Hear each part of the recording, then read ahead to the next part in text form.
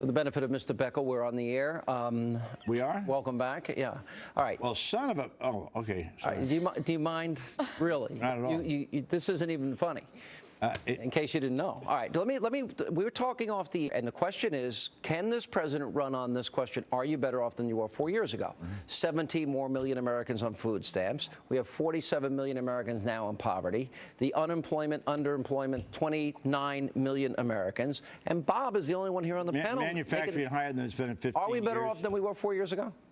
I absolutely do not think that we are. And you think Americans this was George Bush, May 7th. Well, it depends. Well, look, there's a problem because what we've seen now over the last couple of days is Obama come out with a completely different approach to his reelection campaign. He said he's for capitalism. He believes in the free market. So the question is, are voters going to look at the reality? He giveth and taketh away. I mean, are they going to look at what's really cutting taxes on the top 1%? Or are they going to believe him again? Let me answer that question. If the president thought we were better off than we were 4 years ago, he would look into the camera and say, are you better off? He won't ask it. Instead, he invents imaginary friends like Julia, and he puts out a ridiculous rhetoric about Mitt Romney. He will not answer that question because by any objective standard, the country is in the ditch. You guys want to cut taxes on the top 1%? Yes, I do. Absolutely, I do. You think those people deserve to have their cut? The 1% that pays 42% of the income tax bill. Remember that. And yeah, because they should. 1% pays 42%. You know what the average CEO makes of the people working on his Why don't we just take it away? Why don't we take it all? 500 to 1. Let's take it all. I think you could take a lot bigger than Chuck that we're taking now. Absolutely. Let's take it right I'd take about 80% of yours. I think you and I think all your rich liberal friends ought to donate. I'm more than willing to pay my fair share. You know why? Because people in the upper brackets have gotten bigger tax breaks than anybody else since Reagan took off. Every one of them, including Clinton, gave the top 10% pays 75% of the bill. What? The bottom 50% pays nothing.